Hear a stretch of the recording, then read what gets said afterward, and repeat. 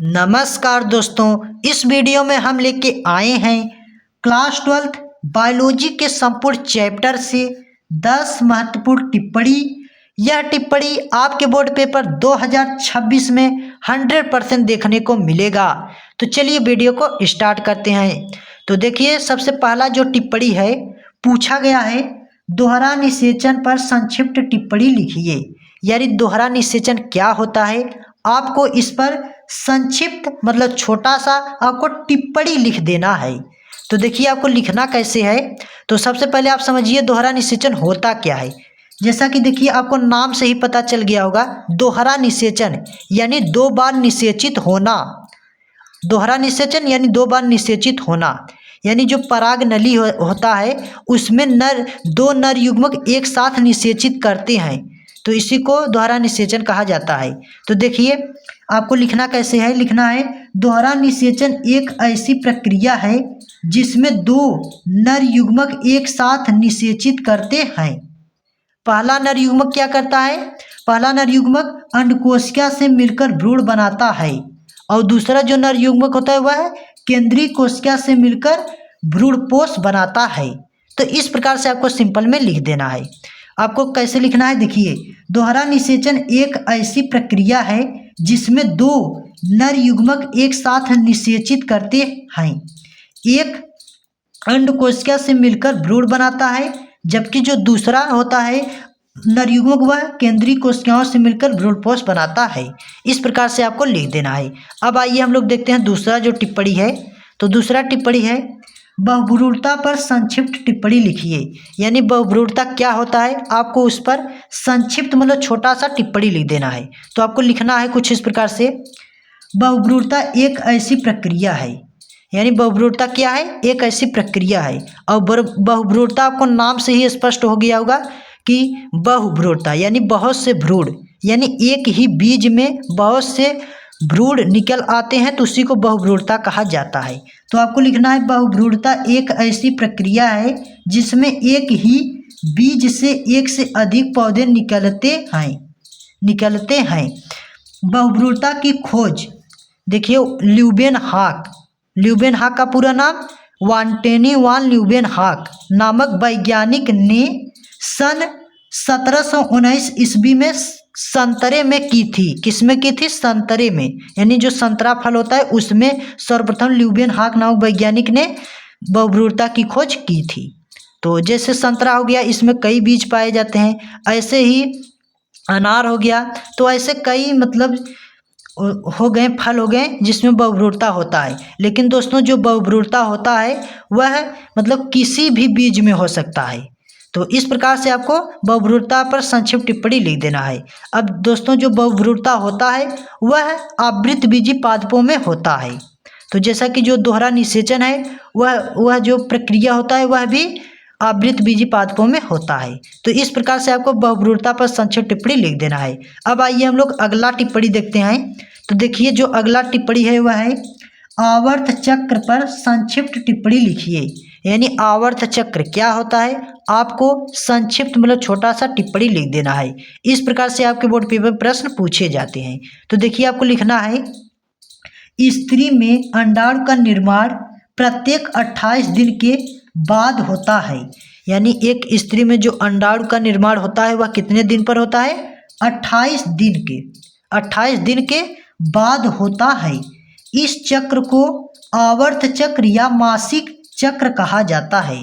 तो जैसा कि देखिए 28 दिन पर होता है, तो 28 दिन पर एक महीना हो ही जाता है, तो इसी को मासिक चक्र या आवर्त चक्र कहा जाता है। प्रत्येक स्त्री में यह चक्र 12 से 13 वर्ष में प्रारंभ हो जाता है। जो यह चक्र होता है आवर्त चक्र, यह कितने साल पर होता है, 12 से 13 वर्ष में प्रारंभ हो जाता है तथा 45 से 55 वर्ष की आयु में खत्म हो जाता है जो आवर्त चक्र होता है। तो इस प्रकार से आपको आवर्त चक्र पर संक्षिप्त मतलब छोटा सा टिप्पणी लिख देना है। अब आइए हम लोग देखते हैं अगला टिप्पणी। तो देखिए जो अगला टिप्पणी है पूछा गया है मनुष्य में लिंग निर्धारण पर संक्षिप्त टिप्पणी लिखिए। इस प्रकार से प्रश्न पूछे जाते हैं। अब आप लोग को लिखना कैसे है, तो देखिए आपको लिख देना है मनुष्य के कोशिका में 23 जोड़ी गुणसूत्र पाए जाते हैं। यानी जो मनुष्य होता है उसकी कोशिका में कितने गुणसूत्र पाए जाते हैं, तो 23 जोड़ी गुणसूत्र पाए जाते हैं, जिनमें से 22 जोड़ी के गुणसूत्र स्त्री व पुरुष में समान होते हैं, जबकि एक जोड़ी गुणसूत्र लिंग गुणसूत्र होता है। स्त्री का लिंग गुणसूत्र XX, यानी जो स्त्री होता है उसका गुणसूत्र क्या होता है XX, तथा नर का गुणसूत्र XY होता है। इन्हीं गुणसूत्रों के द्वारा मानव में लिंग का निर्धारण होता है। तो इन्हीं गुणसूत्रों के द्वारा मानव में क्या होता है, लिंग का निर्धारण होता है। यानी कि यह मतलब नर है कि मादा है, इस प्रकार से होता है। और जो एक जोड़ी गुणसूत्र होता है वह तय करता है कि यह तय करता है कि वह स्त्री हो गया या पुरुष। तो इस प्रकार से आपको मनुष्य में लिंग निर्धारण पर संक्षिप्त टिप्पणी लिख देना है। अब आइए हम लोग अगला टिप्पणी देखते हैं। देखिए टिप्पणी नंबर 5 है, मानव जीनोम परियोजना पर संक्षिप्त टिप्पणी लिखिए। यानी मानव जीनोम क्या होता है इस पर आपको संक्षिप्त मतलब छोटा सा टिप्पणी लिख देना है। तो देखिए आपको लिखना है, मानव में जीनोम एक ऐसी परियोजना है जिसके अंतर्गत मनुष्य के जीनोम में उपस्थित समस्त जीन की पहचान की जाती है। मनुष्य के जीनोम में 3 × 10⁹ क्षार युग्म होते हैं। यानी कितना होता है, 3 × 10⁹ क्षार युग्म होता है, तथा प्रति क्षार पहचानने के लिए $3 का खर्च आता है। इस प्रकार से आपको मानव जीनोम पर संक्षिप्त टिप्पणी लिख देना है। तो देखिए अब अगला जो टिप्पणी है पूछा गया है, ये भी आपके लिए मोस्ट इम्पॉर्टेंट है। इसको आपको VBI की श्रेणी में रखना है, यानी मोस्ट इम्पॉर्टेंट है। DNA फिंगरप्रिंटिंग पर संक्षिप्त टिप्पणी लिखिए। यानी DNA फिंगरप्रिंटिंग क्या होता है इस पर आपको छोटा सा टिप्पणी लिख देना है। तो देखिए आपको लिखना है, DNA फिंगरप्रिंटिंग एक ऐसी तकनीक है या विधि है जिसके द्वारा किसी व्यक्ति की पहचान उसके DNA के आधार पर की जाती है। जैसे हर व्यक्ति के अंगूठे के निशान अलग अलग होते हैं, वैसे ही हर व्यक्ति का DNA भी अनोखा होता है। इस तकनीक की खोज एलेक जेफरीस नामक वैज्ञानिक ने की थी। यानी जो DNA फिंगरप्रिंटिंग है इसकी खोज किसने किया था, एलेक जेफरीस नामक वैज्ञानिक ने की थी। कहाँ की थी, इंग्लैंड में। तो इस प्रकार से आपको फिंगरप्रिंटिंग पर संक्षिप्त टिप्पणी लिख देना है। अब आइए हम लोग अगला टिप्पणी देखते हैं। तो देखिए जो अगला टिप्पणी है, टिप्पणी नंबर 7 है, उल्बेधन पर संक्षिप्त टिप्पणी लिखिए। यानी उल्बेधन क्या होता है इस पर आपको छोटा सा टिप्पणी लिख देना है। तो देखिए आपको लिखना है, उल्बेधन एक ऐसी तकनीक है जिसका उपयोग जन्म से पहले बच्चे के स्वास्थ्य की जांच करने के लिए किया जाता है। यानी उल्बेधन एक ऐसी तकनीक होता है, मतलब तकनीक है जिसका उपयोग जन्म से पहले यानी बच्चे के जन्म से पहले स्वास्थ्य की जांच करने के लिए किया जाता है। इसमें एक सुई की मदद से, यानी सिरिंज, आप लोग इंजेक्शन सुई जानते होंगे, उसकी सहायता से, देखिए सुई की मदद से सहायता से माँ के पेट के जरिए गर्भाशय से एम्नियोटिक, यानी जो एम्नियोटिक द्रव होता है, एम्नियोटिक द्रव का थोड़ा सा नमूना निकाला जाता है। यानी एम्नियोटिक जो द्रव होता है उसको थोड़ा सा निकाला जाता है और उसी से पहचान किया जाता है कि कौन सी बीमारी हुआ है। लेकिन कुछ लोग इससे मतलब गुणसूत्र का भी पता लगा लेते हैं कि यह मतलब लड़का है या लड़की। इस प्रकार से मतलब यह अपराध है, मतलब एक प्रकार से इसको मतलब पता लगा लेते हैं गुणसूत्र के जरिए कि यह लड़की है या लड़का। तो इसी को ही उल्बेधन पर संक्षिप्त टिप्पणी क्या होता है इसी प्रकार से आपको लिख देना है। तो अब आइए हम लोग अगला टिप्पणी देखते हैं। तो देखिए जो अगला टिप्पणी है, टिप्पणी नंबर 8 है, पूछा गया है, चिकित्सीय सगर्भता समापन पर संक्षिप्त टिप्पणी लिखिए। यहाँ आपको संक्षिप्त लिख लेना है, तो संक्षिप्त टिप्पणी लिखिए। तो चिकित्सीय सगर्भता क्या होता है इस पर आपको क्या लिखना है, संक्षिप्त टिप्पणी लिख देना है। तो आपको कुछ इस प्रकार से लिखना है, लिख देना है, गर्भावधि पूरा होने से पहले ही भ्रूण को समाप्त कर देना चिकित्सीय सगर्भता समापन कहलाता है। यानी जो गर्भावधि होता है उससे पहले भ्रूण को समाप्त यानी नष्ट कर देना ही चिकित्सीय सगर्भता समापन कहलाता है। और यह प्रक्रिया पहले तिमाही अथवा 12 सप्ताह तक ही सुरक्षित होती है। यह प्रक्रिया कानूनन अपराध है।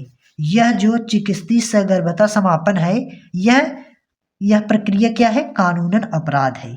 लेकिन कुछ ऐसी स्थितियां होती हैं जब यह कराना आवश्यक हो जाता है।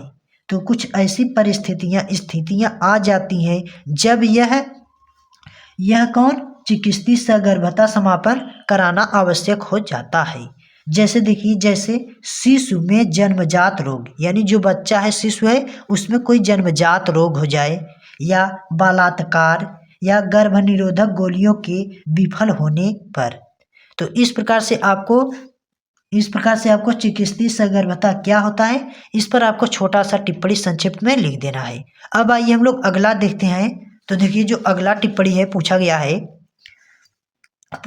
आईवीएफ का फुल फॉर्म है इन विट्रो फर्टिलाइजेशन। आई से इन, वी से विट्रो और एफ से फर्टिलाइजेशन। यह आपके बोर्ड पेपर में पूछा जाता है। आईवीएफ का फुल फॉर्म क्या होता है, 1 नंबर में पूछा जाता है, तो याद कर लेना। तो देखिए, आईवीएफ पर संक्षिप्त टिप्पणी लिखिए। इस प्रकार से प्रश्न पूछे जाते हैं या पूछे जाएंगे। परखनली शिशु टेस्ट ट्यूब बेबी पर संक्षिप्त टिप्पणी लिखिए। तो प्रश्न किसी भी प्रकार से पूछा जाए, आपको उत्तर देना है इस प्रकार से। तो आपको लिख देना है, यह एक ऐसी तकनीक है जिससे उन दंपतियों अर्थात पति पत्नी, दंपति मतलब पति पत्नी के लिए प्रयोग में लाई जाती है, जिसमें या तो पुरुष के वीर्य में शुक्राणुओं की संख्या कम पाई जाती है, यानी कम हो जाती है, यानी जो पुरुष होते हैं उनके वीर्य में शुक्राणुओं की संख्या क्या हो जाती है? कम हो जाती है, कम पाई जाती है। या फिर स्त्री में गर्भाधारण की समस्या होती है। इसके लिए प्रयोगशाला में पत्नी के अंडाणु, यानी जो स्त्री है उसके अंडाणु को पति के शुक्राणु से, और जो पति हैं उनके शुक्राणु से एक परख नाली में निषेचित किया जाता है, यानी कराया जाता है। इसके बाद तैयार भ्रूण को फैलोपियन नलिका, यानी जिसे अंडवाहिनियां बोला जाता है, फैलोपियन नलिका में स्थानांतरित कर दिया जाता है। इस प्रकार इस तकनीक को परखनली शिशु या टेस्ट बेबी कहा जाता है। तो इस प्रकार से आपको उत्तर लिख देना है, परखनली शिशु टेस्ट ट्यूब बेबी पर संक्षिप्त टिप्पणी। तो इस प्रकार से आपको छोटा सा लिख देना है। अब तो देखिए दोस्तों, जो अगला टिप्पणी है, टिप्पणी नंबर 10 है, पूछा गया है पीसीआर पर संक्षिप्त टिप्पणी लिखिए। यानी पीसीआर क्या होता है, इस पर आपको संक्षिप्त मतलब छोटा सा आपको टिप्पणी लिख देना है। तो देखिए, सबसे पहले देखिए, पीसीआर का फुल फॉर्म होता है, पी से होता है पॉलीमरेज, सी से होता है चेन, आर से होता है रिएक्शन। यानी पॉलीमरेज चेन रिएक्शन पर आपको संक्षिप्त टिप्पणी यानी छोटा सा आपको टिप्पणी लिख देना है। तो आपको लिखना कैसे है, आपको लिख देना है पीसीआर फोटोकॉपी मशीन जैसा है, लेकिन यह डीएनए के लिए होता है। यह डीएनए के बहुत छोटे से हिस्से यानी भाग को कई गुना बढ़ा देता है, ताकि हम उसे आसानी से जांच सके। यानी यह जो डीएनए है, डीएनए के हिस्से को, छोटे से हिस्से को कई गुना बढ़ा देता है, ताकि हम उसे आसानी से क्या कर सके, उसकी जांच कर सकें। तो इस प्रकार से आपको पीसीआर जो है, इस पर आपको पॉलीमरेज चेन रिएक्शन पर आपको छोटा सा टिप्पणी संक्षिप्त में लिख देना है। तो दोस्तों, अगर आप इस 10 जो टिप्पणी है, आप 10 टिप्पणी तैयार कर लेते हैं तो आपको पूरा अंक अच्छे से मिलेगा। तो दोस्तों, अगर आपको यह वीडियो अच्छी लगी हो तो प्लीज़ एक लाइक कर देना, चैनल को सब्सक्राइब कर लेना और अपने दोस्तों तक शेयर कर देना। तो मिलता हूँ नेक्स्ट वीडियो लेके, तब तक के लिए जय हिंद, वंदे मातरम।